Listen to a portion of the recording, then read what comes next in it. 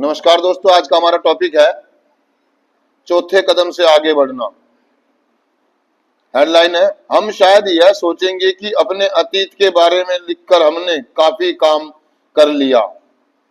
हम यह गलती किसी भी हालत में नहीं कर सकते। आगे है दोस्तों, हम में से कुछ एक अपने चौथे कदम को लिखने के लिए ज्यादा उत्साहित नहीं होते, जबकि दूसरे इसे जुनूनी हद तक ले जाते हैं। अपने स्पॉन्सर को बराबर बराबर खफा करते हुए हम बार बार अपनी कार्यसूची लेते हैं। वहां हम यह जानने की भरसक कोशिश करते हैं कि हम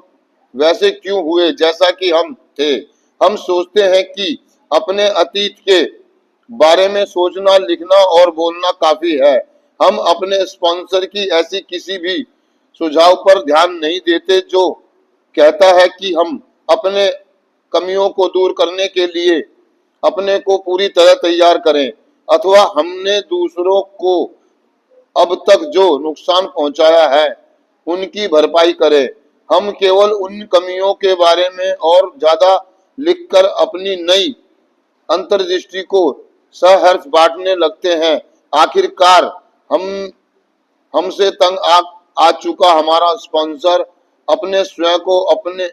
अपने की बचाने की खातिर हमसे अपना हाथ खींच लेता है। दोस्तों, ये कहना चाह रहा है कि एक एडिक्ट जो होता है ना, जब रिकवरी में आता है, कार्यक्रम में आता है, प्रोग्राम कर रहा होता है, तो वो कुछ ऐसी गलतियां करता है जिससे मतलब वो खतरे में पड़ सकता है या उसका स्पॉन्सर उससे नाराज हो सकता है। वो कह रहा है कि शुरुआती दौर में जब हम पहला कदम करते हैं, दूसरा कदम करते हैं, हम एक चौथे कदम में आगे निडर की नैतिक सूची बनाते हैं, अपनी कमियों को लिखते हैं, और पांचवें कदम में आकर हमारे को बताया कि हमने ईश्वर के आगे, किसी एक व्यक्ति के आगे, अपने आगे, हमने या हम समूह में अपनी कमियों को कबूल करके हमने बहुत बड़ा काम, या हम उसके बाद हमें लगने लगता है कि हमने अपनी गलतियों को मान करके हम अपनी अनुभूतियों को, अपने नजरियों को, अपने दृष्टिकोणों को दूसरों के साथ बड़े चौड़े होकर बांटने लगते हैं। जैसे आपने यहाँ पर देखा हुआ, कुछ लोगों ने मतलब कारपेट ईमानदारी से नहीं करा, प्रोग्राम ईमानदारी से नहीं करा, लेकिन कुछ दिन के बाद आने वाले नए मेंबर को ऐसे हर्षोल्लास के साथ बताते हैं कि जो हमने कार्यक्रम किया है, हमने बहुत मेहनत,